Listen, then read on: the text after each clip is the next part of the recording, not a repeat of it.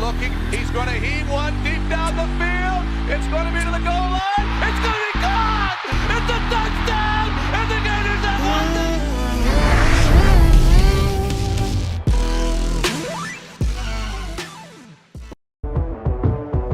Good evening, good afternoon, ladies and gentlemen. Welcome back to another episode of High Top Sports. We are in the studio with my man Steve and Chad, and our special guest today, Uncle Lou, for none other than Hate Georgia Week, for Uncle Lou Hate Florida Week. Uncle Lou, welcome, my friend. It's been a long time coming. We appreciate you hopping on. The chat's already rowdy. I think the orange and red is going back and forth in there. It's spicy, it's dicey, it's ready to rock and roll. How are you doing, my friend? Doing good. I appreciate y'all having me on. This is going to be a lot of fun. We were talking before we went on. I wish more people did things like this the weeks of games, getting a couple of opposing fan bases on. It's always a good time. So I really appreciate y'all having me on. Yeah, absolutely. I think it's great. It's great for the fan base. It's great for the chat. It might get a little bloody in there, but I think it's good for fan bases to go back and forth. Look, right now Georgia is in the hot seat. They're in the captain seat, right? They're able to say whatever they want. I mean, they've got nothing to lose. They can say everything they want to say. So they're in a good place, and it sucks for Florida right now. We want to talk a lot of smack. I want to just keep running my mouth, and right now I have 4 days to do so. Because right now it's a clean slate up until Saturday, and I'm going to make sure I get every ounce of that I can of talking smack and acting like, hey, we're going to get this W. And until then, and until Saturday where I go away and I hide for 48 hours, and we'll get back to it. But let's go on to the chat real quick. We got a super chat from my man Dominic. Whoops, wrong button there. It says, just because I did it first, I am still number one. I'm not reading about the Lou. Stay tuned to find out. Hashtag damage. So look, guys, I'm not gonna read any shots at Lou. You guys can say what you want, but I'm not gonna talk smack with Uncle Lou until we get into the Florida Georgia stuff. All right, Uncle Lou. So let's talk about it a little bit. What's your kind of your first take on this? Obviously, the point spread is 22.5, which is the highest that it's ever been. I think, to me, and that this me not just being a fan, I thought when I was talking to some Georgia fans, personally one-on-one, I was thinking 14. 14.5 was a reasonable number. 22 seems a little bit over the top and almost disrespectful. I'm not saying Georgia's not that good. I felt that the rivalry in itself and what it is, Florida-Georgia weekend, that it would keep it closer than a 22.5 spread. What's your thoughts? Too much, not enough, too little? Well, if I was going to bet, first of all, I rarely bet Georgia games to start with. It's hard to take emotion out of it when you're talking about your own team. So I don't typically bet Georgia games anyway. Sure. But I wouldn't bet Georgia 22.5. Now, I also wouldn't bet Florida 22.5. I mean, if Georgia plays up to their ability, do I think Georgia can beat Florida by more than 22.5? Yeah. But that doesn't always happen, especially in rivalry games. You just see a lot of weird things. I was talking earlier to somebody, even the game last year, if you just looked at the score, I mean, it got a little out of hand. But if it wasn't for the last 2 minutes of the first half, and stuff like that is just so hard to predict. But that was a pretty competitive game until Anthony Richardson just turned into Anthony Richardson, the last 2 minutes and just gave the ball away, whatever it was, 2 or 3 times in the last part of that first half. So, no, is it enough? It's always the right amount. But, Vegas's job, they're not tearing casinos down and making them smaller out there. You know what I mean? They're tearing them down and making them bigger. So if it was too high, the number would go down because everybody would be betting on Florida and the number would go down. So it's probably a pretty accurate representation, I think, of what the betting public thinks about this game. But will that actually happen in the game? I wouldn't bet it. So I think that's a good point because I think the point spread has gone up, actually. It's moved from 21 to now 22 because people are taking it because they feel like it's that much of a shoe. And Steve and I talk about this all the time. Vegas has got a pulse on everything. It's that number for a reason. And I couldn't agree with you more that, that is going to be a factor with it being the 22-point spread. I wouldn't bet on either. Too emotional, right? You feel like I feel like we can win Saturday. I really do. And we're going to break that down, and it's, again, full piss and vinegar, fired up, got a spacesuit on. Of course, I think we're going to win. Right? I feel like I wouldn't be a fan. Like, even all signs point to yes. I'm looking at it. I got all the data pulled up here on the side with where you guys rank in offensive, defense, and it's like, what the fuck are we doing? The show goes on, baby, because there's the reason you played the game for a reason. That's why you show up on Saturdays. If it was by paper and by what people thought, we wouldn't be sitting here having our talking and go back and forth about it. So, look, I think 22 is a little too much. I really do. I think Georgia's riding off that high of. I mean, we haven't, in my opinion, I haven't really seen. They haven't really convinced me since the Oregon game. When they came out against Oregon, I was like, oh my, they're gonna mow everybody over. And they've been a little bit slow. You can kind of talk to that a little bit more. Again, they rolled Vandy. Expect that. Did well against Auburn. I don't think Auburn's. I mean, they kind of played tough against some other teams, but I don't think Auburn was almost kind of, faking it for half the year, in my opinion. So you really haven't had anybody kind of put you on your toes except Mizzou, and to me that was more of a Georgia coming in and being lazy than a Mizzou playing hard. What's your thoughts on that? How they played against Oregon and how they've been thus far? What do you think that is? Is it just lazy or? Well, Oregon and South Carolina, I don't think there's anybody in the country can beat the Georgia team that showed up for those two games. I don't. South Carolina too. Yeah, but the problem is we really haven't seen that team since then. After that South Carolina game, Stetson Bennett went 3 complete games without throwing a touchdown pass. Yep. Not one. Now, I can say, well, at least we won those games, and that's better than losing them, and I agree. But I don't make excuses. Look, if you think Florida fans hate me, you should go to some Georgia message boards. They wish I'd keel over and die tomorrow. I mean, they can't stand me. I don't. No, I don't. That's how you know you have a real opinion on the matter. That's one of the reasons your own fan base hates you. I'm able to attract fans from other teams because even though they know I'm a Georgia fan, they know if Georgia deserves to be ragged on, I'm going to do it. And Georgia played like crap for 2 or 3 weeks in a row. The Mizzou game in particular, but the Kent State game they didn't play well. Even the Samford game where we won 33-0, they get down there, they're kicking a bunch of field goals. See, I don't watch Georgia play Samford or Mizzou and Kent State and wonder, okay, what do we need to do to beat Kansas, Mizzou, or Kent State? I watch that game and I go, okay, is what I'm seeing good enough to beat Florida later, or Ohio State in a playoff, or Tennessee, and or is what I'm seeing good enough to beat whatever team comes out of the West? Sure, I'm happy we beat Mizzou. I'd much rather win a game than lose a game.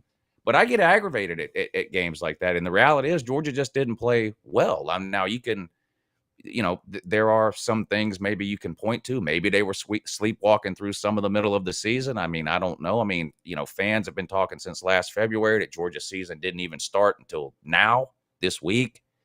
How much of that did the players pick up on? I mean, I don't know. But the reality is the offense in particular played terrible for those couple of weeks. I don't know if it's just the type of thing where they're having a hard time getting up for small games. I don't know, because they played really well against Oregon. They played really well against South Carolina. They disappeared for a month. Auburn is a rivalry game. They absolutely humiliated them. And I get it, Auburn's not a good team, but neither is Mizzou. So at least we showed up for the Auburn game is my point. Yeah. And then Vandy. Look, any legitimate team has to do that to Vandy. I mean, that's just if you're a top 5, top 10 team, that you have to do that to Vandy, or else you're not really a top 10 team. So, I don't say, "Ooh, we beat Vandy 55-0, therefore that's your we're job. winning the national championship." No, that's what we're supposed to do. A team like Georgia is supposed to do that to Vandy. Bama did it to Vandy 2 or 3 weeks before Georgia did. I think they scored 63 on Vandy. I mean, that's what you're supposed to do.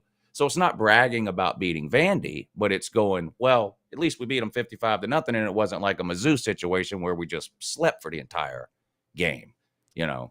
I think what's helped Georgia in this Florida matchup the last few years, and maybe y'all, I don't know exactly how old y'all were or are or were during the Steve Spurrier days, but Steve Spurrier played for Florida.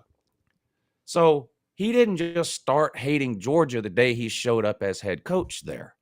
He hated Georgia for decades, and Kirby Smart has a lot of that in him. I'm sure y'all have heard his halftime speech from last year about yelling at, I want y'all to go out there and physically break them and all that kind of stuff. He hates Florida. He can't stand Florida.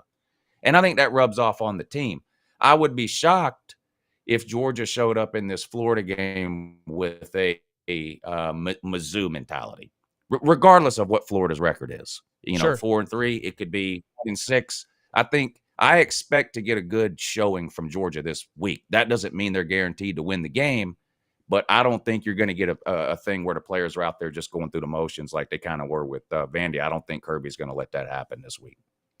Yeah, you certainly don't. You certainly know that Kirby's not giving the type of just impassioned speech during the Kent State halftime as he did for the Florida game last year, right?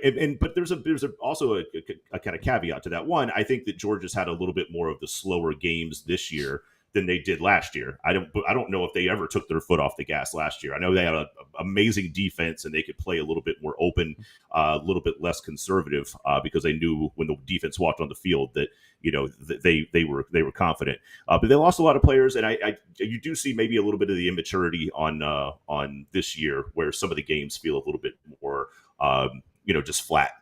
But this is certainly, to your point, not one of those games. The atmosphere there.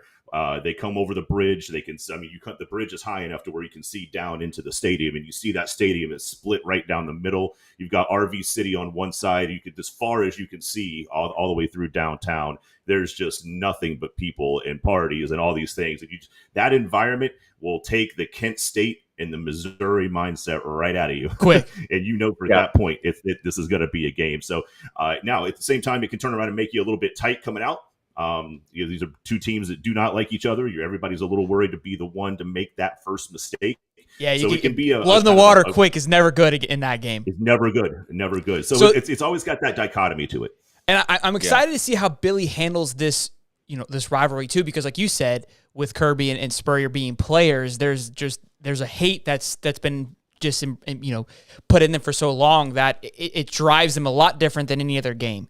And Billy doesn't have that. And look, I'm not saying he can't tap into that, but it's going to be interesting to see how he does with it, right? Like, hopefully he saved like an ounce of firing these guys up. I've seen him do it. I've seen clips of him getting them fired up, kind of taking that underdog approach.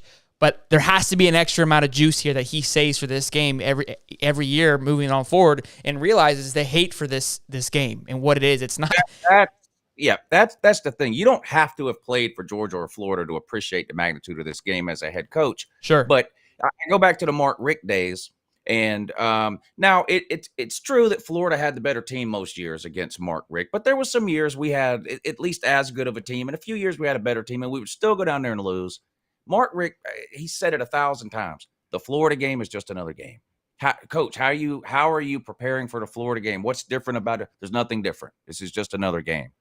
Well, that's just not true. It's what you just said. There is something extra about this game. And pretending that that's not the case is a disservice to the team. I've got a list of problems with Mark Richt a mile long. I don't need to get into them now. Water under the bridge. He's gone. He walked into the post-game press conference. You don't know if Georgia won or lost. You have no idea. This guy's smiling and giving everybody a hug, the whole deal. But he didn't appreciate, I don't think, the Georgia-Florida rivalry. I just don't think he did. Kirby obviously does, and I think he's 4-2 now. I think y'all beat us in 16 and 20. 20 with Kyle Trask. Yeah. So 4-2. Real quick, Uncle Lou, we got a chat. We got a question for you from Cody Bullgator. Says, Uncle Lou, can Georgia cover wheel routes now? Great question. Does it matter? Has Anthony Richardson learned how to throw one in the past? Can you throw the wheel route? But yeah, now that was two of the games that made me the maddest. The wheel route game, and then I think it was when y'all had Trayon Harris, and y'all ran the same running play. I swear to God, y'all ran it 50 times in a row, and there was just nothing we could do. It was just over and over again. Boom, boom, boom. Same play. Trayon Harris completed like one pass. Y'all still beat us. I'm like, what are we doing? And then the wheel route thing was, that drive you up the wall. We get one of those. To your point, Trayon Harris only knew one play. That's all he knew. Yeah, you might be onto something there. But no, I'm not too concerned about the wheel route this year. I don't see Kyle Pitts out there. That is, yeah, that's true. you talked about it in a video earlier. I was getting some tabs, getting ready for today's show, or where you said the outside threats at Florida isn't as strong as what it's been in the past, and that's been obviously a concerning factor.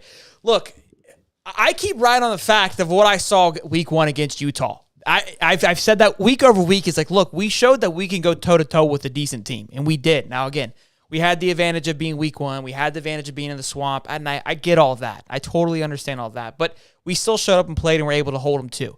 What I've been looking at, and this is kind of, we'll get more into the details, is you guys are ranked second for total offense behind Tennessee, and then I think third or fourth in defense, right around there. Yeah. Now, I do feel, because of who you guys played, that those numbers are a little skewed. Not fully skewed. I still think you guys are a talented football team, obviously. What I will say is, look, the offensive side of things, I think it is skewed a little bit because Stetson Bennett has not been the same guy he was against Oregon in the first few games, where he kind of stacked on, because he hasn't had a touchdown since. I was looking at him. He's had a few interceptions. The passing yards weren't there like they were early on. He's been having a hard time even tickling 300. And I'm not saying he's not going to show up, but Florida has done well with a high offense in Tennessee. LSU is now starting to get rolling. They obviously showed that they can roll the boat when needed. And in my opinion, we've held on. Now, defensively is where we've struggled. And obviously, if you guys are going to score, it looks like we can probably score too. And that's where, look, I'm not counting us out, because if you look at who we played and how we played them, to me, it's 2 or 3 plays where we can make a quick stop and a turnover or capitalize on an event. That's all these games are. These rivalry games, it's capitalizing and making a big stop. Florida has yet to do that in any of these games. Capitalize on a turnover or get a big stop when it's needed. Or if they do get the stop, again, they're not capitalizing on it. Are we going to happen now this many weeks in and we haven't seen it yet? I don't know, but it's bound to happen, and I'm hoping that it happens at the right time, because I promise you, if Florida takes down Georgia, it's gonna be rambunctious. I'm excited to see because I can only imagine how you're gonna feel. Like it's gonna be 2 extremes.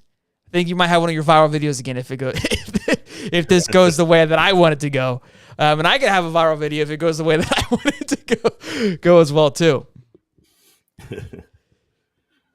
Yeah, so we got a couple of super chats in here, my man. This one actually is a little bit of love for you here, Lou, from Mr. Rick James Jr. Uncle Lou gave an unbiased look at the game and said some favorable things about UF. Lou here gives the channel the deserved legitimacy. Go Gators. I appreciate it. Look at that. Yeah. Little love for Uncle Lou here on Georgia Florida Hate Week. You said Friday was going to be your shit talking show, so let's not get ahead of ourselves, boys and girls. He's holding back his punches. He's holding it back. He's got his notebook. He's got his notebook packed away. Yeah, the Friday video where I'll talk about North Florida white trash and bath salts and Anthony Richardson having 7 interceptions and 6 touchdowns, and Sunbelt Billy not knowing what the hell he's doing, and so all that. Yeah. Okay, great segue here, because we got a super chat from my man Sorley. He says, what's your opinion on Billy Napier? His recruiting, leadership, etc. Can Billy out recruit Smart? Obviously, you call him Sunbelt Billy. I got caught even I referenced him to that the other day in one of the shows. Is part of that you kind of just riling people up, or do you truly feel like, hey, this guy doesn't know what the hell he's doing? He's lost. Yeah. Well, Sunbelt Billy is a great name. I'd be calling him Sunbelt Billy even if y'all were 7-0. Fair enough. I mean, it's pretty alarming. I would be concerned if I was a Florida fan and started 0-2 in the SEC for the first time since 1986. You appear to be behind Kentucky at this point, not just this season, but I mean, as a program, you appear to be behind Kentucky right now. Okay. I think they've beat you the last 5. They have stability at head coach. They beat you this year. Now, as far as the recruiting goes, you mentioned out recruiting Kirby. I mean, that's just hard no. I don't even think you think that. I don't even think you think that's going to happen. So the answer to that is no. But I feel like Florida could be recruiting a little bit. Recruiting is deceiving when you're in the SEC, because you look at the national rankings and you see Florida at 8 or 9. That's great. That's a good recruiting class. That's 5th in the SEC. Sure. Yeah. It's brutal. It's a bloodbath. Yeah, that was Mullen. Mullen is an offensive genius, period. I'll never have a bad word to say about Mullen offensively in his mind. But he didn't recruiting is 365 days a year. And if you're not completely bought into it, it's not going to work. And that was the problem with Mullen. Now he's gone. But so the recruiting class is good. What Florida has to worry about now is if this game goes really bad, let's say you do get blown out, And then let's say you worst case scenario, you end up losing to South Carolina even later on, right? Do all of these recruits stick around to December? This is why I had to quit following recruiting. The flips, the decommits, we're recommitting. Oh my God, let me get a table and put 6 hats on it, and cut a birthday cake open, and a white Tonto jumps out. Okay, going to Florida State now. All this kind of stuff. I had to quit. Like it was just my nerves were. I couldn't take it anymore. So I don't really pay attention to recruiting except for the rankings. Like I couldn't tell you right now. I couldn't tell you who's Georgia's 3 highest commits are for this next class. I don't follow it. I feel like to follow recruiting in a responsible way, you have to dedicate a serious amount of time to it, and I don't have the time to dedicate to it. And it was just driving me crazy with the decommits and uncommits and all this kind of stuff. But that's what I think Florida has to worry about. If it gets even worse this year, do you hang on to those guys you have now? I know you lost a couple of last week. I don't think they were big name guys. You lost a couple last week, but then you picked up another big one a couple of days ago. So right now, the recruiting momentum for Florida seems great. But I would be holding my breath if I was a Florida fan. If you end up 5-7, 6-6, do all of those guys stick around? That I'm not saying they won't stick around. I don't follow recruiting enough to know. For all I know, those kids are legacy Florida players, and they're all in on Florida, and it doesn't matter if you go 0-12. I don't know. But that would be my concern is, what if we do lose 2 or 3 more? What if we get blown out by Georgia, lose to South Carolina, lose to Florida State? That'd be devastating. In-state school. Let's not get too carried away. I'm not predicting that, but that would be like my worst case scenario in my mind if I was a Florida fan. Like, because this season's a lost cause. I mean, you're not even going to make the Outback Bowl. So, and I'm not talking trash. I mean, no. I know. You're being honest. Towards next year, right now, as a Florida fan, no Florida fans happy. What are y'all now? 4-3. Florida fans aren't going to be happy with 9-3. Oh no, they're already pissed. They're already pissed. Like this year, 9-3. Yeah, okay, first year. But I mean, but next year is really the focus now. Not that these games don't matter. Of course they do. But you're a college football team and a college football program are 2 different things. As far as the program goes, gotta hold this recruiting class together for next year if you're Florida. So a couple of things. You kind of went over a few points. So the recruiting, you said you're not paying attention to it much. When you're national championship, you're number 1. Your recruiting isn't really high on your mind because exactly. Recruiting works itself. You're winning football games. All you care about is winning. Right now, right with where we're at as a Florida fan, it's kind of we have to have something to look forward to. So we're definitely more in dialed into it than normal. Something you did say that I probably been overlooking is we're 8th in the nation, but we're 5th in the SEC. So who cares? I mean, it's almost like it doesn't really matter that you're 8th in the nation. You're not playing the nation. You're not playing the rest of those college teams that you're ahead of. They're not your competition. It's the 5 teams that are ahead of you that you got to get figured out and jump ahead of. And that scares me a little bit. I haven't really thought about that too much, and that's a solid point that I've obviously been overlooking because again, we're trying to focus on the positives and like, hey, like we're making momentum, we're making growth. And the other part, like, hey, if we lose, do we think these guys leave? Again, from what we've been seeing and what we've talked about, I don't think so. Could it happen? Sure. The guy that we lost was more of like a 5th wide receiver. It was Whittemore's little brother. He sees his brother's not playing. It was more of like, I'm not going to play. I'm dipping out.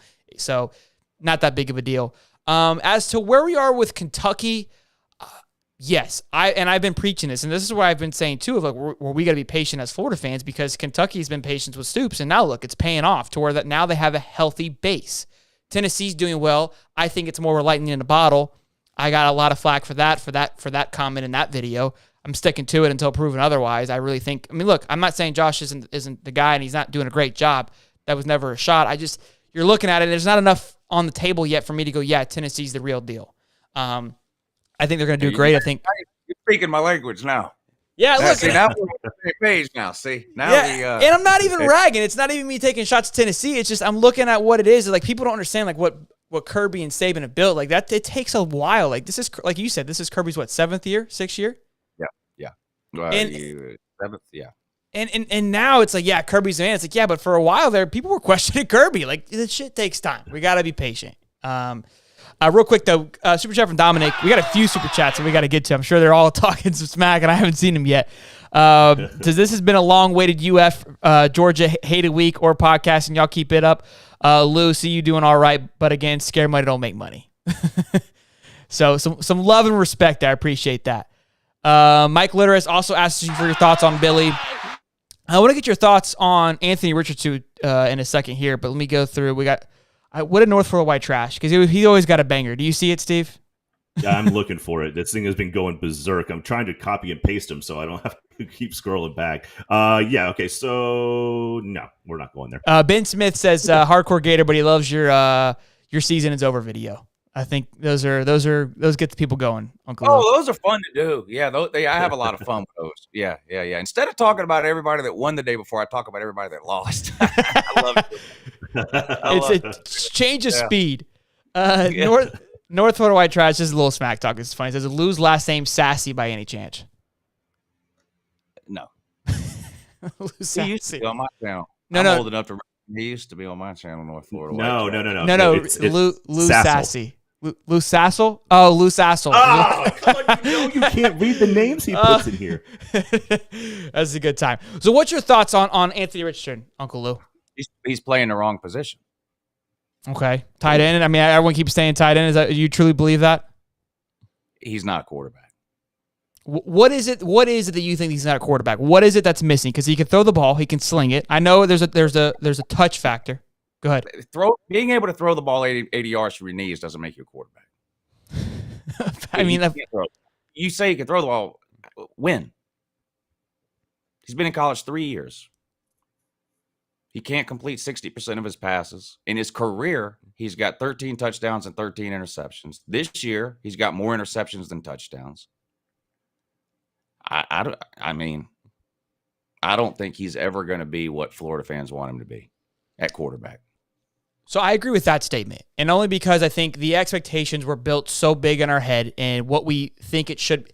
Again, getting compared to Cam Newton and Tim Tebow did not help him any bit, and it didn't help us because now we're expecting to see that. We're not going to see that. I agree with you.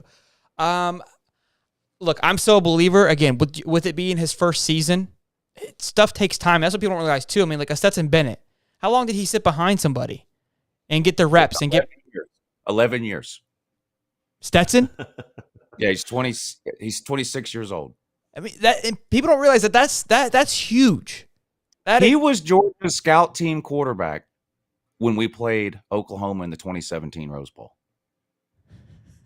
I swear, I'm being here. You've got a NFL quarterback on your team. You got an NFL backup. Wow, let's not get carried away. Well, what I mean is not an NFL quarterback. Come on. No, what I mean is like because he's like a backup. Like he knows the role so well. Like he can't screw it up. It's impossible for him to screw it up because he just knows it so well, so in and out. He doesn't have to be even athletic to do a good job. He just knows it so. He's tried his best. He's tried his best to screw it up against Florida 2 years in a row. Two of the worst games he's ever played.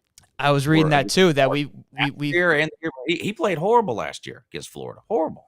I think, look, because like I said, I think he knows the position so well that he doesn't have to necessarily be an athletic freak or throw the ball really well. He's able to read the defense. He'll probably make a great coach, to be honest with you, years down the road, because he just knows the offense. And so he's able to get through games and figures things out. But that Florida-Georgia game, that's a different kind of beast where you have to have that athleticism and that mentality of a killer. If you don't got it, you're not going to get it done.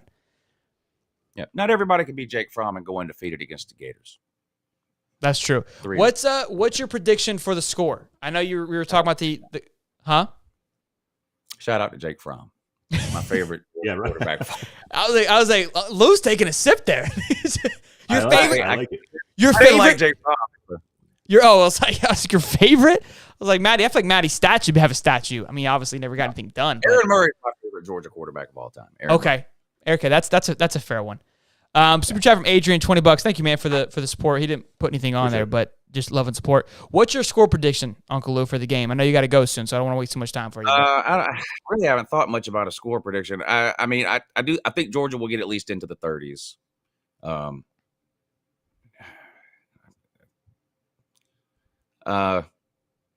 34-20. Okay, so you're nice. 34-20. You don't got to be nice. So you're on the 14-point spread. For today, yes. So Friday is a different animal. You don't got to bite your tongue, Uncle Lou. You can let it loose. Okay. Well, if Anthony Richardson turns the ball over 2 or 3 times, this is going to be a 45-10 type of deal. Okay. There we go. I mean, bloodbath. That could happen.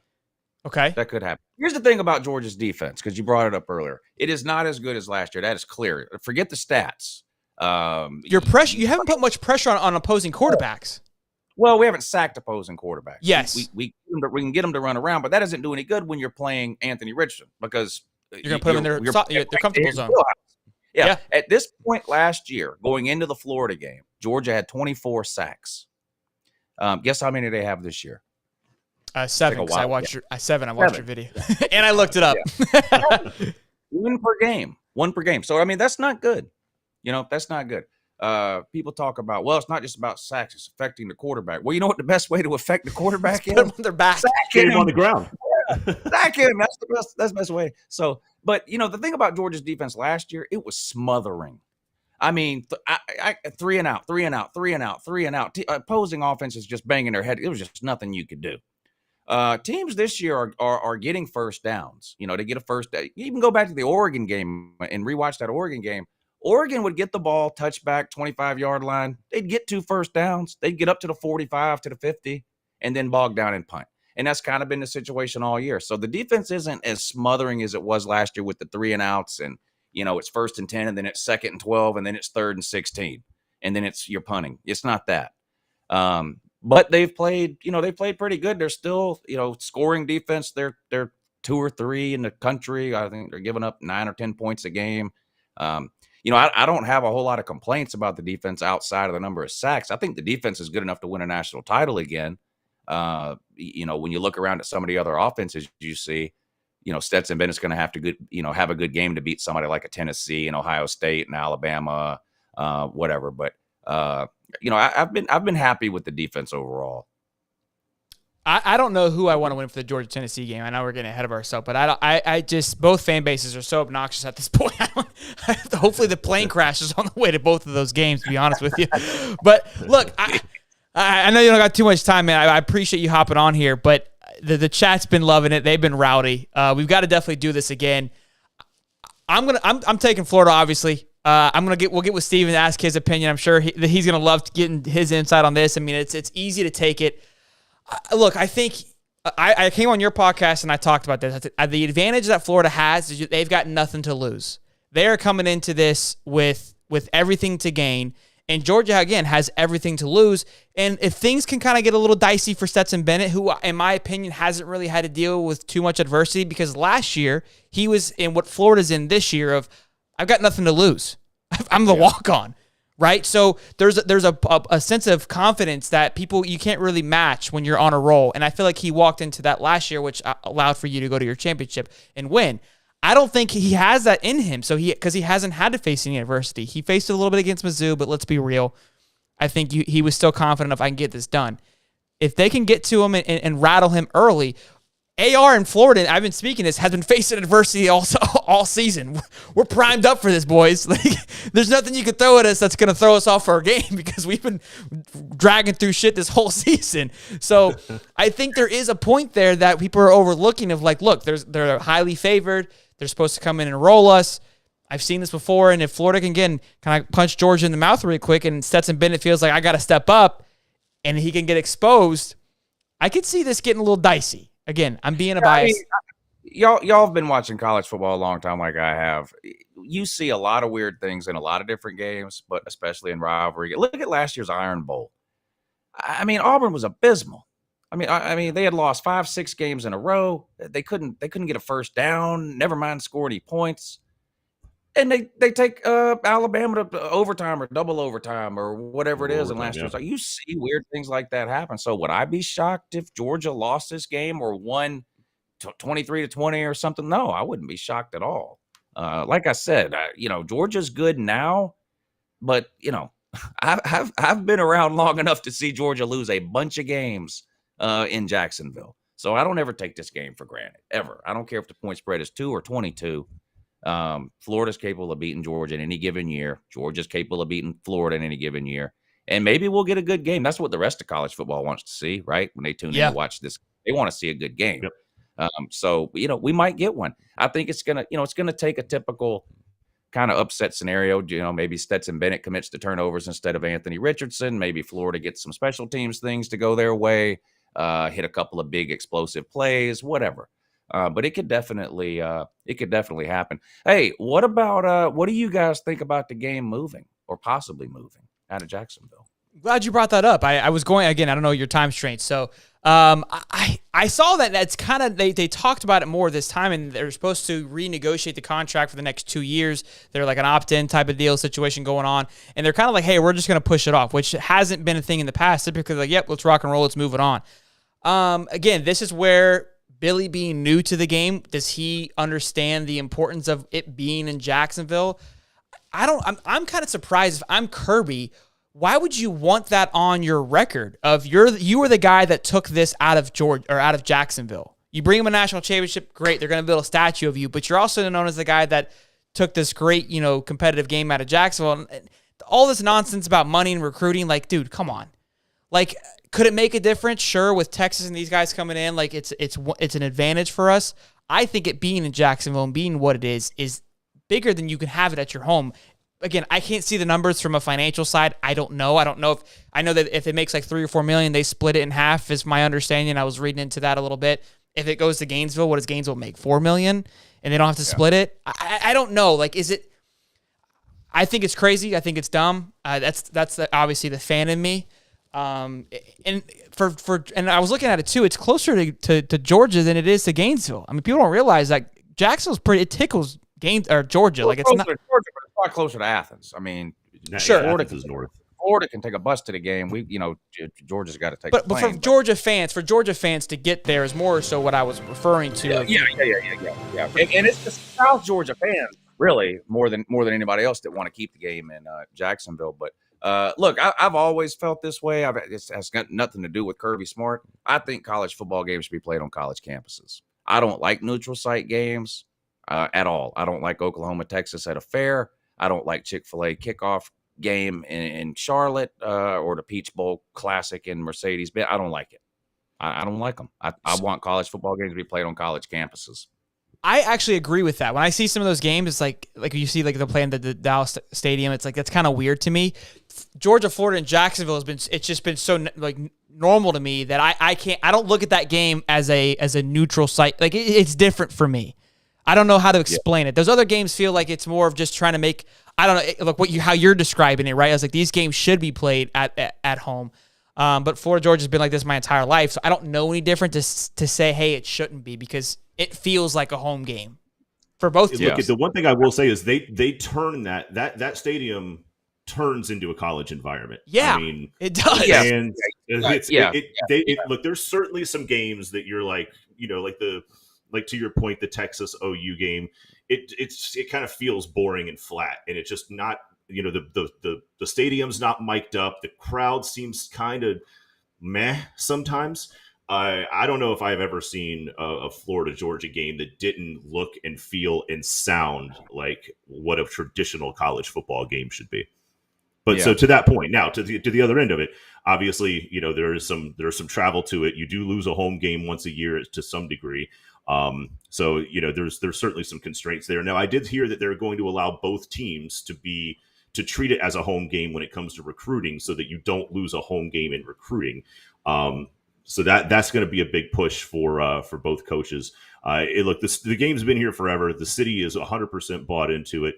They'll do anything they can to keep that game here. I mean, and look, if it got flat and it started, it's the only time that stadium sells out. Take them, right? Take it back. Take it back home. If we can't give them the atmosphere that they want, but my gosh, it feels like every time they walk on that field for that game, it is just about as electric as it could be. I mean, the alternative isn't bad. To have Florida Georgia in the swamp would be, I mean, my goodness, I just don't think it would be healthy at this point to bring that type of animosity to the swamp or to Athens. I really don't. I feel like nobody would know what to do, and it would not be. It would be a bloodbath. I think people coming to their neutral site, they don't have that confidence of like, this is my home ground, where it kind of levels the playing field a little bit. You go rolling into the swamp.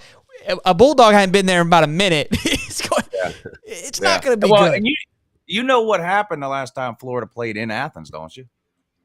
Oh, yeah, they broke the record on the most number of points. Because, look, when they were building the stadium when the Jaguars came, they had to tear the thing down. So to lose point for 2 years. They did a home in Athens and in the mid-90s. Gainesville.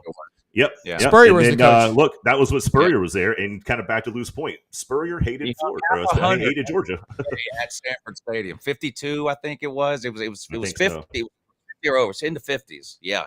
And so Georgia's been wanting some payback for that for a while. Hey, you know what I heard today? Home Jacksonville. There's a I wouldn't say I'm taking a break from it. I can see that. There's a Georgia podcast I listen to that's done by a member of the quote unquote professional Georgia media, that travels with the team and is in the press conferences and all that. And I guess there's a push by I don't know who to go to a 3-year deal where you play in Gainesville and Athens and then the 3rd year in Jacksonville. But he made the point. Okay. Are people going to keep going to Jacksonville if it's only every 3 years? Because a lot of the people, y'all notice, a lot of people that go down there, they own timeshares down there. Like they've planned like their part life of their around life it. game by they take vacation from work that week every single year. They've had a timeshare for 20 years on whatever beach or island down there. And if that game goes to once every 3 years, that seems like worse than what it is now. Like I say, either keep it there or take it out of there. You got to be all in. It's like trying to hold on to.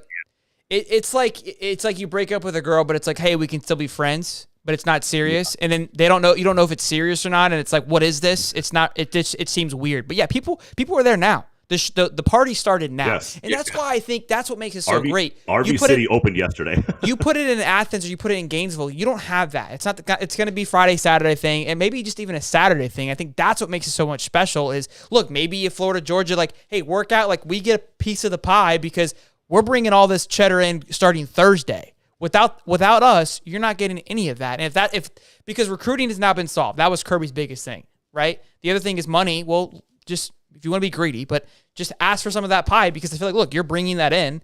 You should get a credit from it. Real quick, North Florida White Trash did say some love. He said, an Uncle Lou video is the inspiration behind my name. Nothing but love for Lou. So you were mentioning that he was on there. I wanted to make sure I got that on there before you went because clearly you inspired him to have a great name.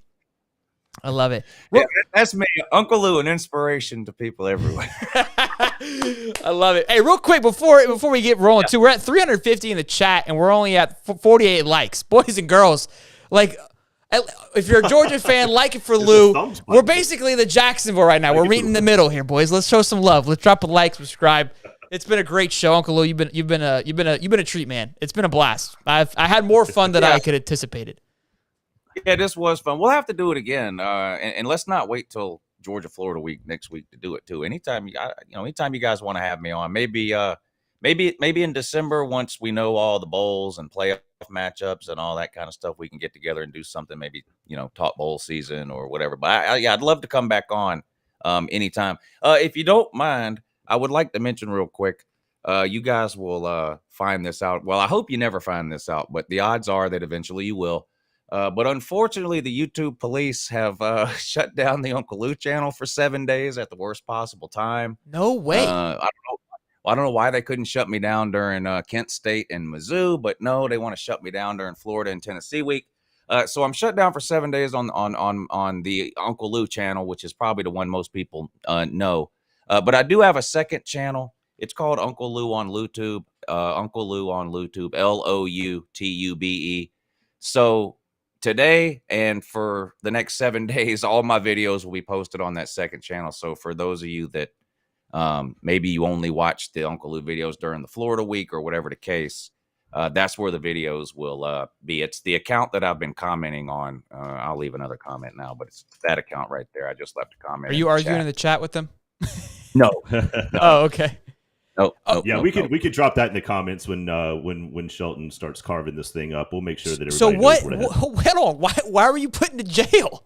Well, that's a great question. Okay, so during the off season, we were talking before. I do this year round full time, and look, it gets hard to talk football sometimes, day after day after day after day in March, April, May, June. So I actually do a morning show where sometimes we talk about non-football related subjects. And I had a guy that was coming on my morning show every Thursday, and he was doing a different conspiracy theory every Thursday. And he came on one day and did an Alex Jones thing. Well, Alex Jones is all in the news right now because he's in court, I guess, or whatever. Because about the Sandy Hook thing where he like lied, Yeah. and they're trying to like basically have him admit, yeah, well, let's not get me banned. Right. So one Thursday morning, June of 2021, this guy came on my morning show, talked about Alex Jones conspiracies. We laughed, we mocked him. It was silly, whatever. I get up this morning, I've got an email from YouTube saying, hey, we found this morning show, live show that you did a year and a half ago where you talked about Alex Jones. That's against our community guidelines for spreading conspiracy theories or whatever. You're banned for 7 days. So shout out to YouTube police. Yeah. Don't shut me down, Lou. Don't get it.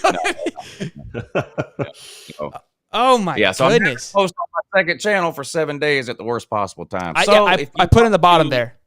If Georgia loses and you want to show up and laugh at me, you're gonna have to come to my second channel. There's nothing I can do. I can literally do nothing on my main channel at all. So, but I will be posted on that second channel, Uncle Lou on LouTube. So for those of you that are interested, you can find me there. I put it down there in the bottom for you so they can Awesome. Yeah, so they can see it. Yeah, I saw that you were posting. I was like, look, good idea starting a second channel. I see a lot of people do that, and I thought more was like it's good to have two channels just for certain other content, but that's crazy they shut you down. YouTube's wild, man. They're finicking. You can't get a hold of anybody. It's the wild, wild west. People don't understand that. Like it is very difficult to function in this stream. They don't make it as user friendly as you hope. Look, great platform. I appreciate it because obviously we get to do these kind of things, but there obviously is some holes on the customer service aspect of it, and I think part of it, obviously, is just the amount of people that are on here. But we're getting a little off topic, but that's a business conversation. But all right, guys, I'm gonna have to get out of here. You got it from the airport. But Shelton, Holly, I had a great time. I appreciate y'all letting me come on. Good luck to both teams, and look, win or lose, I'll be on here. I'll either be laughing or crying, one of the two. I love it, Uncle Lou. Be good, man, and drive safe, man. Later, bud. All right, man. Unbelievable. Oh my! What found it? What? What? His camera showing the SoundCloud thing. I was like, is that the band? No. That's my thing. That's me. I gotta get us back to 2 here. Give me a second. Wow, what a show though. Yeah. Boys and girls. Dude, it's great to have him on, my guy. He's a laid back guy. He's a guy who's been doing this for a long time.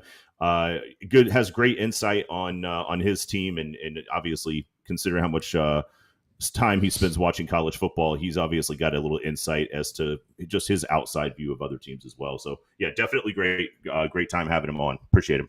Thanks, Uncle Lou. Boys and girls, really quick, you guys were cruising in the chats, and I loved every second of it. I apologize if I try to get every super chat that I could because you guys obviously are awesome and incredible. We got another from Dominic. I just see. Let's get loose some UGA fans so we can still have something. You guys are awesome. I love the spiciness. It's Hate Georgia week, which is always a good time. I see you guys going back and forth, and also look, we're almost at 100 likes. Let's hit 100 likes, boys. Humphrey, Billy, Paul, I love y'all show. Appreciate it, man. Look like you're a Clemson fan. Appreciate it, big dog. We were cheering against you this week, and Steve and I were we're being transparent. Just to be completely honest. Yeah, that's what we do around here. Brandon Wise is, man, I was kind of hoping for some trash talk back and forth. So we talked precast a little bit, and we look, it's the first outing, and you guys got to realize we move 100, and him and I were talking about our personalities are somewhat similar. Like we're moving 1,000 miles an hour, but there is a point. Like, look, let's build a relationship. Let's talk. Let's actually have a reasonable conversation. It was really cool talking to him offline. And we'll have him on here. We'll definitely, get the feathers ruffled here and talk some smack. He even said, look, he's going to do his talking shit show Friday. Maybe I'll even do a little something on Georgia. I don't really, what am I going to say right now, though? Like, people got to realize, as a Florida fan, I ain't got much to stand on, boys. I mean, look, we have some things that we hope go well. But look, recent history is you got to let Georgia have their moment. They damn for sure earned it. Yeah, boys, we're in a weird place of I can't go like Steve. I'll talk smack with Steve, but Steve gets sensitive. Oh, there was a super chat that I saved. It was from John Wilcox. It was from Wilcox, and he wanted to say, he said, "Hey, before we get started, I remember he said, thank you, Holly, for the offensive lineman." He was referring to Kearney. Oh So yeah, absolutely. You were trying to play it off. You were trying to play it off like it wasn't a big deal. We know that you were a little upset about that. That was a big pull. That's a top 200 guy. Stop, Steve. Oh, for sure. Me and Steve have a relationship where I can get spicy with Steve. I'm not there yet with Uncle Lou. I'm not going to disrespect the man off the rip. I already did that once. So. No, it's definitely a good get for you guys. I'm not going to take that away. It's just it was also something that we even on this channel have been talking about for the last 3 months. He's been at 80% of your games. He took all the FSU stuff down off of his social media like a month and a half ago. Like behind Cormani, it was the worst kept. It's the worst kept secret in recruiting this year behind Cormani.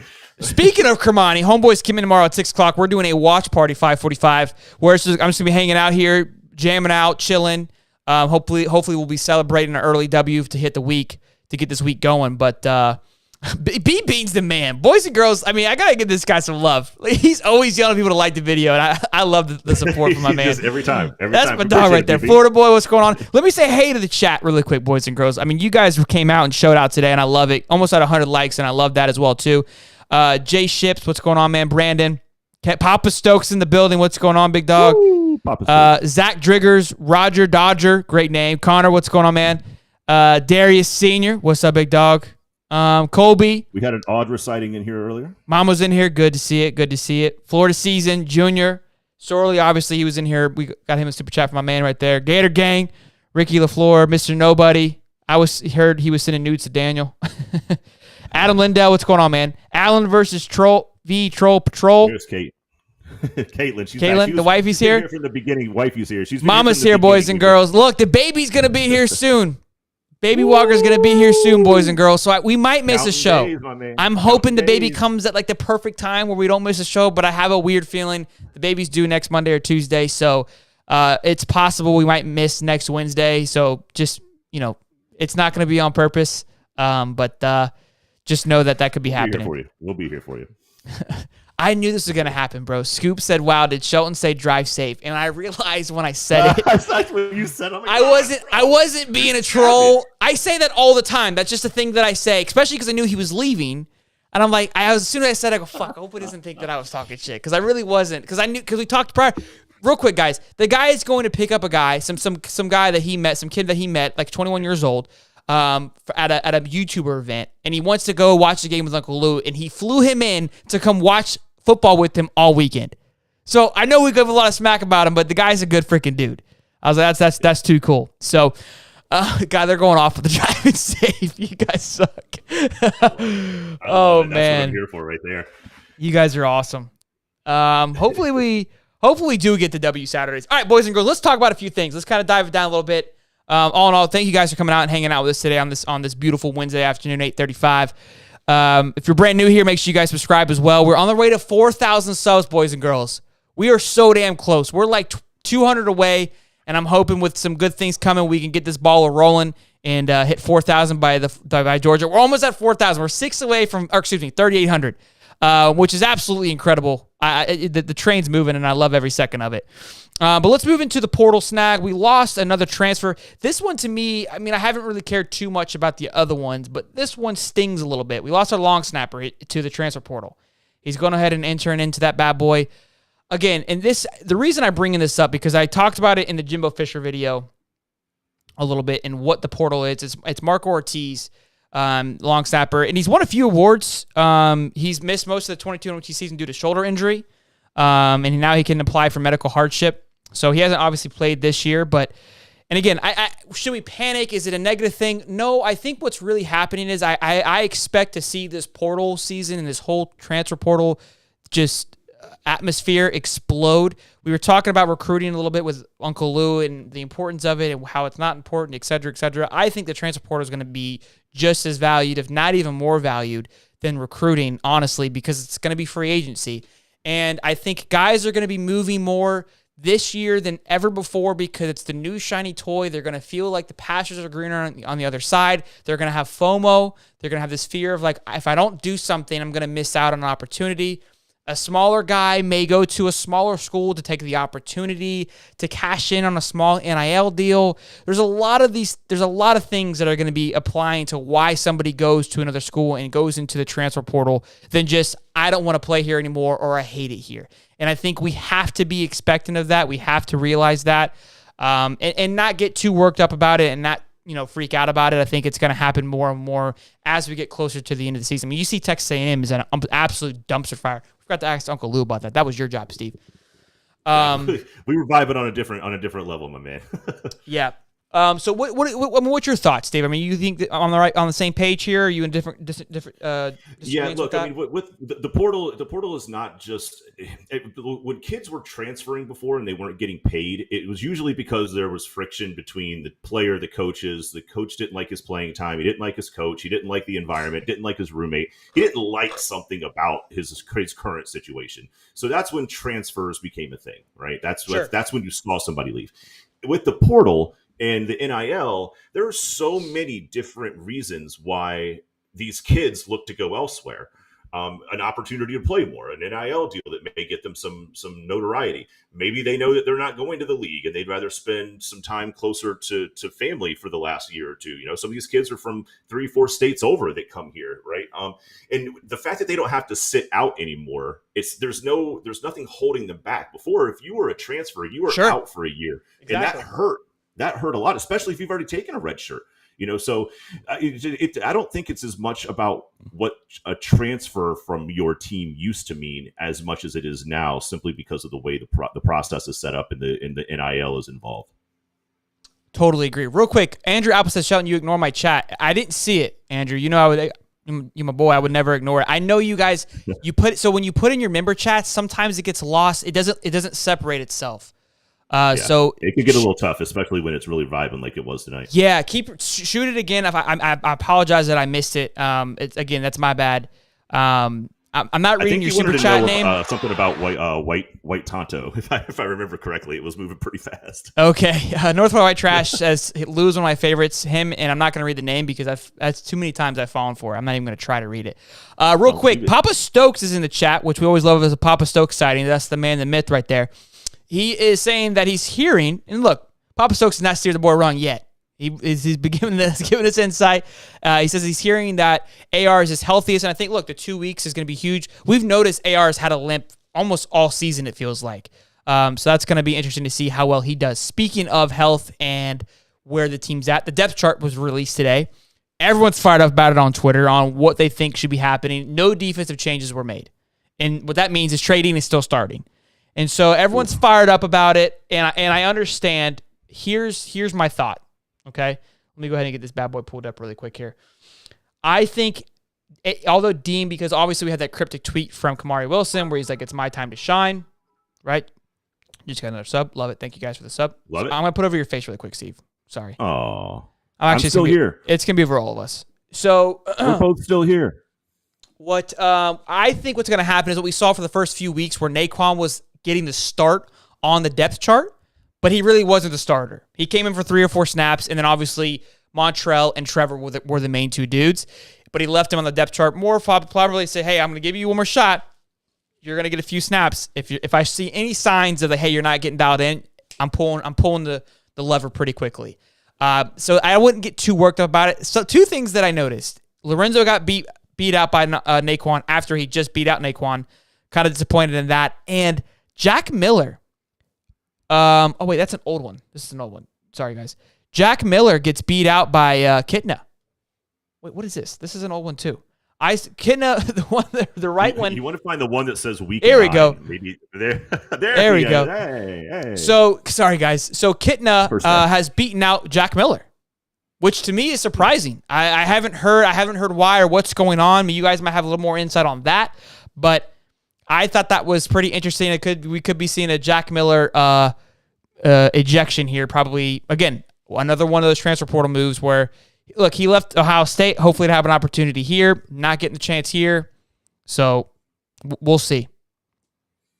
Yeah, and look at some of the quarterbacks that have moved around. I mean, there's a guy named Joey Burrow that honestly had a great shot at being the starting quarterback. He didn't get the opportunity. He made the move that was right for him, and it turned out pretty well. So it's not always about this isn't where I want to be. It's about where can I go to be successful and get an opportunity. Absolutely. Andrew says, do the show at the hospital, no excuses. I honestly was talking with the wife about that. I go, babe, no joke, guys. I told her, I said, if something, this is the real thing. Yeah, like if we're there and we're rolling and cruising, right? Like I should be able to, like, can we just go live? Like, you have the kid, we're hanging out, right? Why I should be able to just go live from the hospital and you could just be sitting in the bed with the kid. Like, I don't see why we couldn't. Honestly, she's a trooper. I wouldn't be surprised if she said, hey, like, if you want to go live, like, you're good to go. So let's not count it out just yet, boys and girls. I'm just letting you know, just be kind of on the lookout. I love it. I love it. Look, I mean, we might even have a little content up our sleeve if the wife gives the okay. She's going to be preoccupied anyway, Caitlin. Huff Billy sub. Appreciate it. Yeah, she'll be dialed in. She's a trooper, boys. I mean, she's in it. I think right now she's just kind of trying to get ahead, be safe, and stuff like that. Really quick here, we got a super chat I just saw pop up. You guys are awesome this afternoon. Appreciate the love and support. Let me see. Man, the chat is exploding. I can't even keep up. What do you think about the Tennessee's uniforms this week from TJ Lift? I think they're flames, boys. I think they're hot. I think they're doing a good job. I haven't seen them. Yeah, they're all black. They're sick. Super chat came from Papa Stokes. I love reading this one, baby. How about them Gators? He said for Holly. Sorry, not sorry for the flip cake. I love it. Papa Stokes trolling a little bit. I love it. I love it. You guys are awesome. All right, so boys and girls, real quick, if you're just new here, again, we're doing a watch party tomorrow. I see a few people are going to it. I would love to go to it, but obviously I got to keep it tight in case that baby comes early. But I told Babe, I was like, baby, the kid cannot come tomorrow. We are vibing tomorrow, boys and girls, so we cannot be coming tomorrow. But let's move on from our depth chart for the Gators. Obviously, again, nothing really changed except Kitna and Lorenzo. I think the defense, kind of to summarize, I think we're going to see changes, but I think that on paper they're going to keep it the same for now. Honestly, probably too, to keep Georgia on their guessing, right? If you put Kamari Wilson or something up there, and then they can go ahead and get prepared, start thinking about that. But if you leave them off the chart, then it changes a few things. So, is the depth chart that they release, do they have to stick to that? Is it like the NFL to where you have to give a depth chart with questionable and doubtful? Like, if they release a depth chart that doesn't have a player on it, are they obligated to maintain that depth chart going into the game? Or is it just really more for PR? I honestly don't know the rules on that, to be honest with you. I don't know the ins and outs. Because if you think about it, like we talked about it with Uncle Lou, right? Like there's a 22.5 point line, but that's because you've got to report your injuries. You've got to report your depth chart, you would think, or how else, would they really know where to set the line? And with the amount of money that goes through college football and pro football for that matter, you would have to think that these teams are required to disclose the injury situation and the depth chart situation. Who's at least going to be on the active roster coming into the game? I don't know. I'm curious about that. For sure. Two things. Ben Smith, did you see my super chat? I believe so, Ben. You read two of them. I'm pretty sure I read both of them. If I didn't, just put it in there normally, and I'll double check. But I thought I read it. Yeah. And John Wilcox says, "Hi, Holly. What's the smoke with Cedric Baxter? Did you see that? OCB. No. So he's looking. He had some photos from Florida State. Obviously, he's committed to Texas at the moment. I thought Florida was going to be. Florida was going to be heavy on him. But it looks like Florida State's making a late run, which would be good for you guys. That would be huge for the program. I think you guys have taken some L's lately. I think that would be huge for you guys to get that moving. So, yeah, I did see that he was wavering a little bit on his pledge to Texas. I mean, look, if the number one running back wants to come to Tallahassee for a game, my gosh, like bring him. Steve, straight to the point. All right. Kevin McCurley's become a member. Boys and girls, the show is moving today. I love it. Love it. All right, let's do one of our favorite. You got the hot takes ready to go? Kevin McCurley, 3 months, says McLean commits as Florida moving to top 5. We talked about that. I can't remember now. I think it was like top 6. We need like Kermani and like one more to put us over the top 5, I believe. Like just an extra little tug there. We'll break that down tomorrow once he goes through. We'll see. Ben says, what do you think about the game in Max, but letting UGA and UF bring however many recruits to the game? And Jax, we talked about it with Uncle Lou. So I did see it, and we were actually talking about it when you wrote your question. I assume we answered it. And yeah, I think it should stay in Jax, obviously. And They should be able to bring as many recruits as they can. Yeah, we talked about that already. But yes, thank you for your question, man. I appreciate it. Sorry that I meant to say it and we were already moving. All right, Stevie. So let's do hot takes. We're going to do hot takes a little different this time. All right. So what I'm going to do is I am going to throw you two names, two coaches. All right. Out of the two coaches, you tell me which one is on the hotter seat. Okay. Ready? All right. So let's go with first-year coaches. We have got Mario Cristobal at Miami or Marcus Freeman at Notre Dame. Neither of them are having the season that they had. Good questions. I thought you were going to throw me the Jimbo. If that was going to be like a softball. That's a great question. I'm going to give you more than one of these, and he'll definitely be one. But so we'll start with first-year coaches. Marcus Freeman or Marcus Freeman. Damn, that's a. Yep. See, the problem is you always put the because again, Miami, there's an emotional play there. Mm-hmm. I would say Marcus, and the reason being because he was obviously already a coach at Notre Dame. I think that they honestly didn't have any. In my opinion, I don't feel like the collapse that's happening should have happened as it did because they were. They were on the verge of a playoff berth last year, and they've completely just collapsed. Now, I obviously know there's ins and outs and drop-offs, but Miami's been a dumpster fire for a bit. So I think the hype, everyone built the hype that should have been, but there was nothing ever guaranteed, right? This isn't Cristobal's team. He hasn't had an opportunity. Notre Dame already had a kind of an established, in my opinion, a team. Now, I don't know enough about Notre Dame to see who's left and all that jazz, but I feel like it's been more of a fall-off, and it looks way worse. Now, I don't know, again, how Notre Dame's fan base is. I know how Miami's is, but I think Miami seems to move a little bit slower on these things, whereas Notre Dame, I feel in the past, has been pretty quickly to move swiftly. And I think if things don't start turning quickly, that's a pretty big job that they know they can go get who they want. In my opinion, sure. I think. So because he was an inside promotion. He was a guy that was already there and kind of got moved up in the ranks. Those guys, to me, are always more likely to get the bump than somebody that you bring in from the outside and you throw some cheddar on, because the expectation of bringing somebody in is there is going to be a lull because you've got to re-implement some new things. He was already there. That transition should have been a lot smoother and a lot easier than what it was, and they've lost some disgusting games to boot as well too. Now Miami is as well too, but I think it's Marcus Freeman only because of it being they're both their first years and the tangibles that I said. No, so I like that pick, especially with the fact that he wasn't the hire that they wanted, right? I don't think that anybody really felt like it was a last minute thing. Yeah, because Kelly kind of left in the dead of night. He didn't feel like he was on the market, but yet next thing you know, he's coming up with a fake Cajun accent in his press conference for LSU. So I think they were a little caught off guard. So I do believe that he's definitely on the hot seat because that's not the guy they wanted. However, Mario Cristobal, in all of the money that they have thrown at this recruiting class, all of the money that they've invested, all of the future investments that Miami fans always say that they have coming up, like their own stadium, the investors, and this is where you could get really sketchy here. If the people who are throwing all this money into this top 10 recruiting class in order to get these kids on campus strictly because of the NIL opportunity, if you can't start getting wins and you can't start getting to at least playing respectable football against Duke, of all places, if you lose the money and you lose the investors, you go back to being regular Miami. Miami didn't have this type of hype or excitement with these recruits coming in for a long time. And you got to think that if Mario Cristobal loses these guys who are in his back pocket, the administration is going to have to move quick to get somebody in there that's going to keep those wallets open. So I'll say Cristobal strictly because of money, but I do like where your head's at on Marcus. I think these are good points. Yeah, no, for sure. Real quick before you do your next hot topic, Mr. Nobody had a super chat. We got a few super chats. Let me get. I don't want to miss them anymore. It says Russaw dropped a lot in rankings, and we've seen in the past when a guy drops in rankings, it seems to be a Florida lean because they hate Florida.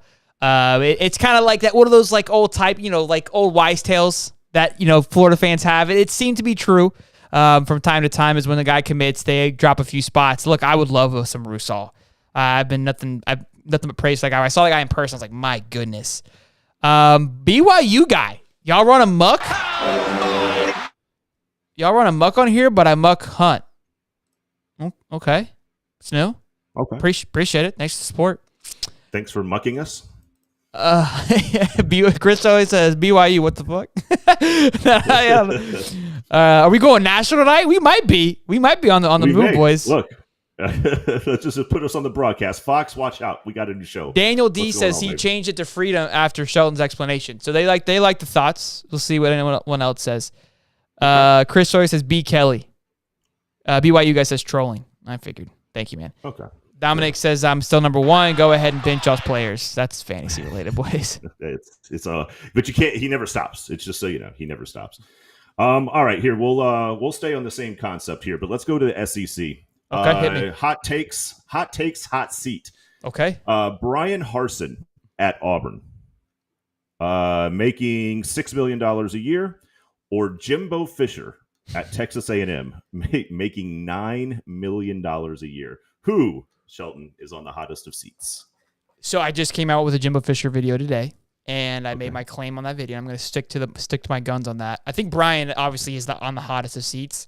The noise isn't there, but it's almost like they just don't want him to be there. It's not even that he's on a hot seat. It just feels like they've already moved on. It feels like when Florida had Ron Zook. It was like the guy never had a chance. They already pushed him out before he was even really out. You know what I mean? Like that's how I was a kid during that time, but that's how I felt. I remember it happening. It was just a really weird situation. It's like I know he hasn't really won much, but he's only been there for feels like 3 days. Like what's going on here? I think with A&M situation, it seems like Jimbo would be the shoe-in answer, but because there's so much guaranteed, it's like, why would you do that? Like I mean, look, the problem with giving him this much money, and I love that Jimbo is now in this seat because he has all the control.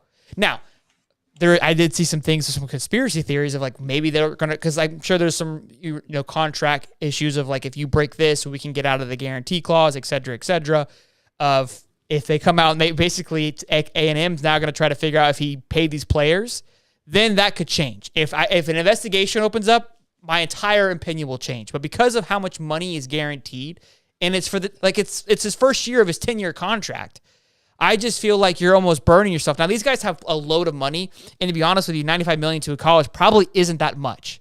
And I think if I could see the bank account and see like, hey, if we did this, it wouldn't be that much of a hit, then maybe my opinion would change too. If things get worse, and it looks like they probably are, he could go, but who's going to go first? In my opinion, it would be Brian from Auburn. Yeah, and I'll agree with you on that one. The other piece of it is because, I don't think it's money, but just to throw out the actual numbers so everybody understands what we're talking here. If A&M were to fire Jimbo Fisher in January of 2023, like just to say after the college football season this year, he is guaranteed $85.95 million. Guaranteed. They could probably break it up over a nice installment plan, but that's what he's getting. And that is guaranteed money. The other piece of it, look, they have the money there. They don't care about that, but they're embarrassed right now. A&M is embarrassed right now, and that's not the best place for a college football coach to be, is with a fan base that invested that much into you.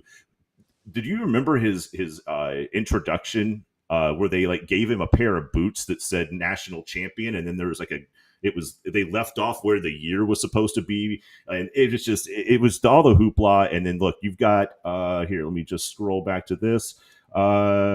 Jimbo Fisher 8-4 in 2001, and he's starting off the season this year at 3-4. So I think Brian Harsin is more likely to be let go first, only because it just doesn't feel like a good mesh of a coach with the university. But Jimbo, baby, you ain't earning your keep. You got to take a good hard look in the mirror, and it probably needs to be without a bottle. But what's the Johnny loss? Walker. That's the crappy thing about these guaranteed contracts. It's like, okay, cool, I lose my job, but I'm getting paid $95 million not to do anything. Like, what do I care? Well, that, and then if you're Texas A&M and you bring Jimbo Fisher in, you give him this huge extension, and then you turn around and you fire him. Who's your next guy? Who's the guy behind him? Who's the guy who's going to be better? Sunbelt Billy. Sunbelt. Oh, you want to watch that? He's recruited that area. He knows it. All right, he knows it. What's next? All right. So we'll do one more on the hot seat. Steve Sarkisian at Texas or Brent Venables, Oklahoma. Little rivalry action for you there. Yeah, Sarkisian's an interesting one. I think he's done a great job in recruiting, which is going to keep him locked and loaded right now. He's been fortunately, he keeps losing the big ones, and that's where I think that's why this is a great question, because Texas is Texasing right now. Remember, I was hot. I mean, everyone was roasting me because I was big on Texas getting it done, and they just couldn't close out the big games. And this happened to them last year. I mean, how many close games did they lose? And they're running to the same boat, and they have a talented quarterback. They seem to have it all figured out, and then they just fall apart. And at that point, the only person left to point to is the head coach. So I think Oklahoma, I think that situation's a little bit more dicey. To me, when I was thinking about the Notre Dame situation, I honestly think about how Oklahoma, because you said, they kind of got put into a position where their coach just kind of left overnight and they had to move quickly. And I felt like that was a last minute replacement, right? Where it's like, hopefully this works. If it doesn't, and it is what it is. But to me, I feel like Oklahoma, because of that, is more on the hot seat than Sarkisian, only because of his ability to draft Arch. And I know that if Arch is going to stay, I'm sure he had a big play in that. And Texas isn't going to, play with that. So I don't think Texas could lose every game, in my opinion, for the rest of the year, and he's not going anywhere. Yeah, they'll keep him just to keep that class together and just to keep some of the marquee players that the university could certainly monetize off of down the road. Not that Texas needs more money by any stretch of the imagination, but yes, for Sark out in Texas, his 2001 win-loss was 5-7. He's 5-3 right now, but yeah, to your point, it just feels like every big game that they have an opportunity to get over the top, and they can't seem to do it. They've already played Oklahoma this year, right? Yeah, I think so. Yeah, they did earlier. Yeah, they rolled them. It was like 49-0. Big time. And look, both of them are making $7 million a year. I don't think Brennables was a knee-jerk hire. I know that what's his name out in USC put him in a bad position, but Brent Venables has been a head coach material guy when he was the defensive coordinator at Clemson for quite some time. He's been in a lot of different conversations. So I'm still going to go. I'm going to go Venables. I think Sark probably has 2 more years, depending on what the end of this season looks like, just to see what he can do with the class that comes in. Get one year with this class, and then another year after that. I don't know if Venables makes it 3 years. So right now he's 4-3. If he has another bad year in 2, I think 3 might be the end of the line, and Sark has at least 2 more, so he'll get 4. Sure. I'm going Venables. I like it. Let's see here, boys and girls. Okay.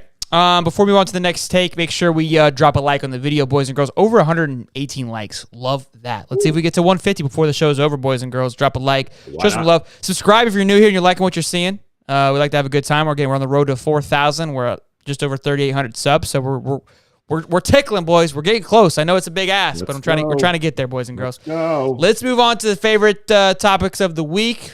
This is where we get dicey here. Let me get the stuff all moved over here. We got our pick'ems. Let me give you our update on our records from last week. I smoked Steve. You did not. You won by 1 game. Smoked him. I am 26-31, while Holly sits at a smooth 23-34. Steve's got a lot of work to do, boys and girls. Steve has got it. I'm digging out. This is going to be my week, though. Is this your bounce back week? Oh yeah, I feel it. You think so? You think so? Yeah, okay. Well, with that. We like to give a shout out to our sponsor, MyBookie. Okay, your favorite athletes always strive to put themselves in a winning position, and it's about time you did too with MyBookie. MyBookie has the biggest online selection of odds and contests to fill all your sports betting needs, anytime, anywhere. Bet on the NFL, MLB playoffs / World Series, or play for a share of big cash prizes in the weekly blackjack tournaments. If you've been waiting for the right time to get on the action, the time is now. Make your winning move today. Sign up at MyBookie, use the promo code HIGHTOP, and claim your deposit match of any amount up to $1,000. Again, that's promo code HIGHTOP to claim your bonus. Experience sports in a whole new light and make this season a winning one. Bet anything, anytime, anywhere with MyBookie. Boys, lock and load with that. You know what I'm saying? I mean, it's an absolute steal of a deal. That's right here, baby. Let's go. If you would have bet with me last week, I was 6-4. You could have walked out with some cheddar in the pockets, boys and girls. Codes in the bottom. Let's lock it in. Show some love for the boys. You're already gonna be betting it anyways. I mean, what's up? To be honest, you may as well throw some money at MyBookie and let them match it. You can blow more money, morons. All right, let's get at this thing. The bots are back. Not bad though. They've been worse. It's about BYU. No, there's actually. Gambling is a sin. Gambling's not a sin if you're winning, BYU guy. That's true. They say money can't buy happiness until you've gone to my bookie. Win a 6-leg parlay and give me a call. Okay. I love it.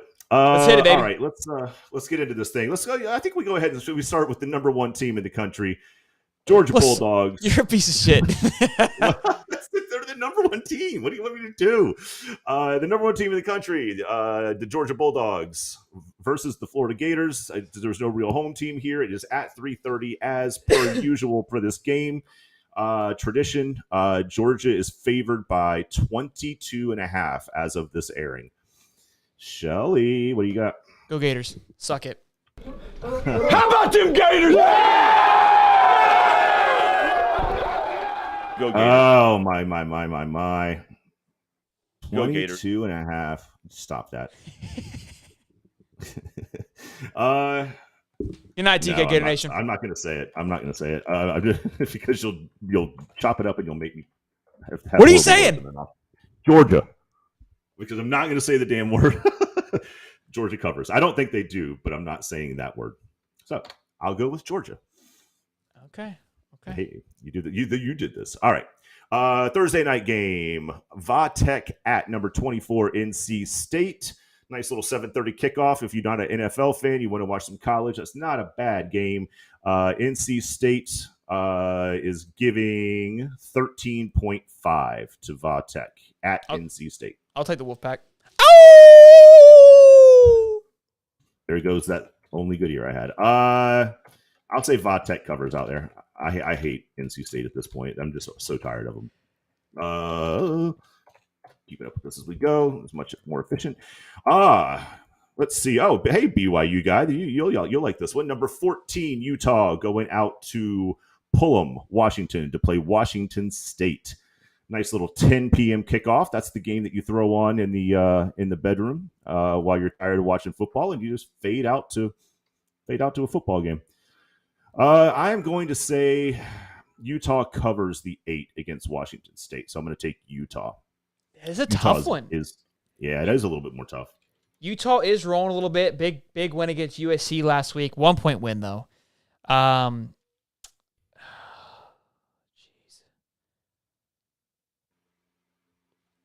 Gosh, this one's tough. This one's tougher than I wanted it to be, honestly. I got to take Utah to cover. I have to.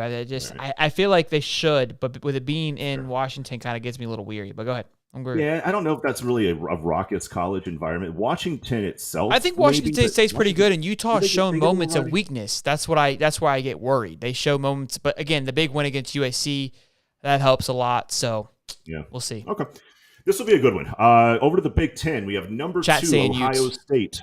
Yeah, I don't hate that pick. Number 2 Ohio State at number 13 Penn State. It is one of those Big Ten noon kickoffs. I love it. Ohio State is favored by 15.5.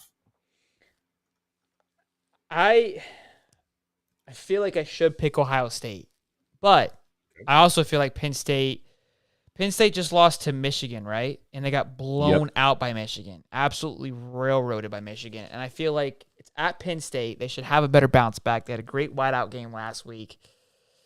Give me the Buckeyes. Yeah. Give me the Bucks to cover.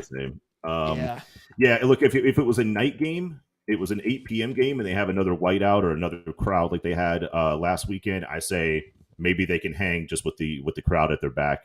A noon kickoff, boring. Nobody's driving to Happy Valley at noon for a game. So yes, up there they are. Up there they are. I love that up there. Up there. What else are they supposed to do? I guess. All right. Moving right along. OSU. Chat saying OSU. Oh, okay. LFGM said Penn State to cover. There you go. Most Penn State. Most Penn State. So. Notre Dame going to Syracuse. Good games. That is a good game. Syracuse cover. This is a joke. Yeah, it says 3-point spread. Syracuse at home. Favored by 3. Yeah. Yeah. Syracuse. That's a shoe into me. That's a little crazy. Look, I felt like that last week with Ole Miss and LSU, and obviously, I messed that up. So, 3 points just does not feel like enough for that offense, and Notre Dame has just been so weird. I'll change it up just so we have opposite picks and we have a reason to. I mean, it's not a horrible. It's not. Yeah, it's not horrible. No. I'll take Notre Dame. I'll take Notre Dame. Chat saying the orange. Yeah, I mean, look, that's a potent offense, and they played a hell of a game against Clemson. So I don't hate that pick either. Number 7, BYU guy says Utah says that Utah is the second best team in Utah. Are they behind Utah State? Suck it. Golly. Go ahead. It's impressive what we're doing here. Number 7, TCU at West Virginia. Another fantastic Big 12 nail biter of a noon kickoff. TCU is favored by 7. Yeah, I'm going to take TCU as well. West Virginia's one that was a really good game about 5 years ago when both of them had that weird, crazy, high-powered offense where nobody played defense. It was like 55-61 or something. That was Geno Smith, bro. That was like 15 years ago. Was it? Well, when you're 45 years old, Shelton, it all feels like it was yesterday. All right, let's go back out to the Pac-12. We got number 8, Oregon at Cal. Oregon is favored by 17. Oregon has been rolling. And I want to say something because I got a lot of flack. Called you Saturday. I got a lot of flack for my Bo Nix claim on Bo Nix bringing Oregon back. And yeah. I shouldn't have folded when I did. But Bo Nix and the Ducks are back, boys. Give me the Knicks. Well, they're in New York, but yeah, I think you mean Oregon. No, like Knicks, like Bo Nix. I know what you're doing. All right, yeah, I'm taking Oregon as well. That offense looks like it's finally starting to get its head out of its rear end. It certainly looked lost at the beginning of the year, but it's found its groove here in Week 9. Number 11, Wake Forest at Louisville, 3:30 kickoff. Wake Forest is favored by 5.5. Who won that game last week with Louisville and Pittsburgh? Louisville, I think. No way. No, I think they bought. I think they blew it. Hold on. I'm gonna look it up. I got it. Pittsburgh won 24-10. Yeah, because Satterfield's on that. He was one of my people that I was going to talk about. Yeah, and it was like a weird spread for that game too. I'm taking Wake Forest all day. Yeah. That's so disrespectful. I don't get that. I don't know. Yeah, I mean, Wake Forest has played sound football. I mean, they've lost to decent teams and beat decent teams, actually.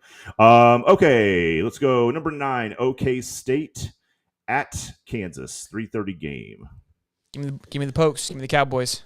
Yeah, I don't know. I don't know why these spreads are so low. It's only 1.5. I'm gonna take OSU as well. OK State. The last time I tried to split a couple of games with you, and it kind of worked out my way, kind of didn't. But you know what? That's what it was. You haven't beat me 1 week. You haven't beat me 1 week. We've tied at worst. Okay, well, you suck. This is my week. This is my week. I bounced. Okay, number 20, Cincinnati at UCF. It is a pick'em at a 3:30 kickoff at UCF. Shit. I got to take Cincy. I don't think UCF's that good.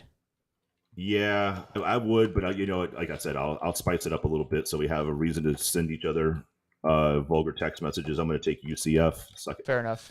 A lot of OK States, a lot of TCUs, yep. A lot of Wake Forests. Yep. Yeah, it's kind of almost like I went too much of a shoe in here. Yeah, I mean, look, I don't know why a number 20 team would be a pick'em. I don't know. Maybe they know something. Bro, my eyebrows are getting roasted right now on the Texas A&M video. I keep getting alerts. People roasting my damn eyebrows, dude. I mean, you do got some caterpillars on there, man. Let's go Missouri at number 25, South Carolina. 4 p.m. kick on the SEC network. South Carolina favored by 5.5. I'm going to say South Carolina. I think they're rolling. I think they're trying to find the groove. I had them at the beginning of the year. I feel like they had an opportunity to do well, and it looks like they're, besides the 2 losses, they're making up for it. I think I had them probably going like 9-2, or no, it'd be 10-2, and I hopefully I think so. Yeah, they still have to play. They're at the end of their schedule real fast, and and they got Florida. Yep. Yeah, I said they could be good or bad. Like they were like one of those teams that was like, look, if things fall the right way, they could do well, and I think they're doing well right now. Adam Lundell, I think you're a little behind, Bubba. Yeah, I saw this the other day, and I was like, wow, poor South Carolina. They have 5 remaining games. They have Missouri at South Carolina. They have South Carolina at Vanderbilt. Awesome. Then they have Florida at Florida, Tennessee at South Carolina, and Oh, then South geez. Carolina at Clemson. They finished the game. They finished their season with Florida, Tennessee, and Clemson. Yeah, that's brutal. Poor guys. Yeah, I'm going to take South Carolina this week, but I'm hopeful that they can make it through the end of the year. I got these a little out of order. But, hold on. So, OK State. There it is. All right. All right. Moving right along. This will be a fun one. Number 19, Kentucky at number 3, Tennessee. This is a fun one. This is a fun one. 13-point spread for Tennessee. Real quick, Adrian says, Shelton, luxurious hair is luxurious hair. Doesn't matter where it is. Thank you, Adrian. Doesn't matter. Look at this flow, dude. You can't teach that. Kentucky or Tennessee? Just for the record, while you're thinking about it, every time these two teams play, the color combination of the two of them is just off-putting. Like Tennessee's already got this weird orange that you can't quite sit with. It just doesn't sit well on your eyes, right? But then Kentucky, it's just, I don't know. Tennessee and Florida, it reminds you of something sweet, like it's orange and blue. It just makes you think of something beautiful. No, you don't have Tennessee orange, and Kentucky is not Florida blue. It's just, I don't know. It's a weird hybrid of colors, and it just runs around the football field, and it makes me sick. Well, they're going to be all black this time, so. Oh, true. Okay, thanks, Tennessee. I want Kentucky to win, so here's what I'm going to do. I'm going to pick Tennessee to cover. Okay. I think Kentucky upsets too, so I would be okay with taking the L if Kentucky covers. Oh, you're a bitch. I'm taking Kentucky. I'm taking them. I mean, it's a 13-point spread. Why did no? Oh, you're. I said it 3 times. I was like 13 points for Kentucky or for Tennessee.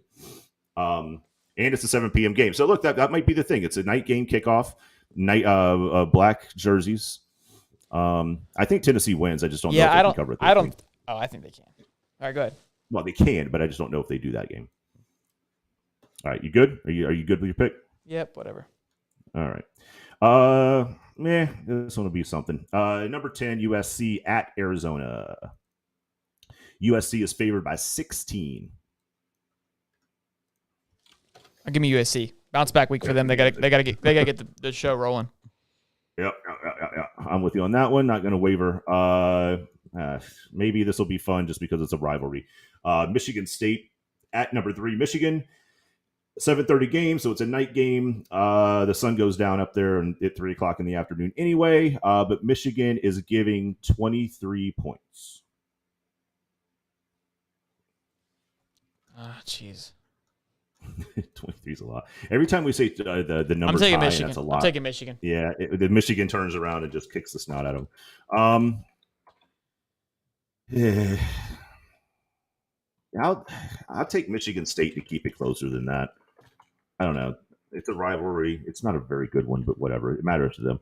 Oh, let's see what we can find to do here. Number 15. A lot of USC picks. Yeah, I imagine that. Number 15, Ole Miss, coming off a massive loss to LSU. Looking for a rebound at Texas A&M. This is going to be a good game. That'll be a good game. It's also a 7:30 kickoff on the SEC network. I'm taking Ole Miss. Ole Miss is favored by 2.5, so they're given 2.5 points. That's fine. Okay. I just want to let you know because last time you said you didn't know. No, I did know. I just shut up. What do you want? Oh, they got to bounce back. They were exposed. I think it's a closer game. I just think 2.5 points is worthless. Like if you're going to win by a field goal, then the 2.5 points is nothing. So I'll take Ole Miss to bounce back. I do think that Texas A&M somehow pulls off a decent game and plays them tough. I give or take this one. Pittsburgh at number 21, North Carolina. Somehow I have not watched a single down of North Carolina football, and they are the 21st ranked team in the country. Carolina is favored by 3. Pittsburgh at Carolina, 8 p.m. on the ACC network. Give me Pitt. I like that, actually, because, again, like I said, I have not seen a single down of North Carolina. However, because I have not seen a single down of North Carolina, I'm going to assume that they're the better team, and I'm going to take North Carolina. All right. I did not spell North Carolina correctly, but I'll figure it out later. All right, last one. West Coast game, sleepy night game. I just talked about it. Stanford at UCLA, 10:30 p.m. on ESPN. throw it on, kick back, fall asleep to football. UCLA is favored by 16. Damn, that's a lot. It is a lot. But I don't know how good Stanford is. It's another team I have not watched play any football. I feel like UCLA. I'll throw it out there. I'll take UCLA, but I think they're going to win, but I don't know if they're going to cover 16. So I'm going to take Stanford. All right, I'm going to pick UCLA to cover. That'll work. Then we can send each other vulgar text messages even later at night, all throughout the evening.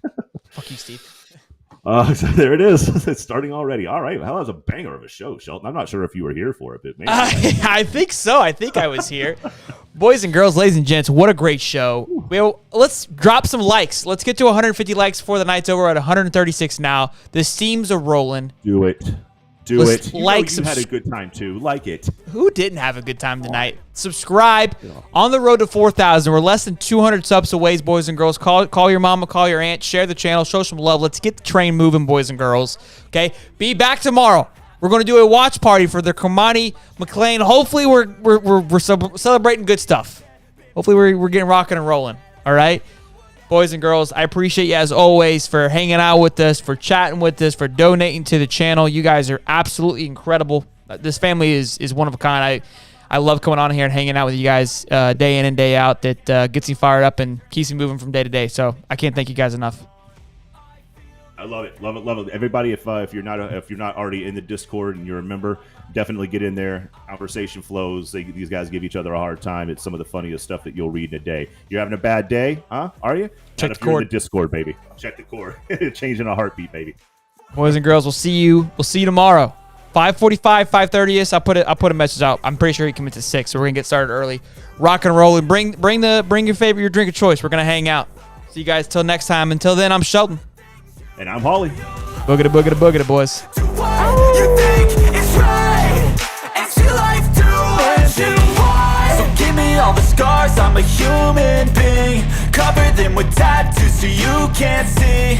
Knew it from the start, you had problems with me and the things I could be, I just wish I had seen. I feel this pain, you already know. Turn that to gains, let my money show. I've got these things that I can't let go. Watch me turn this life into something that you could never own. I feel this pain, you already know.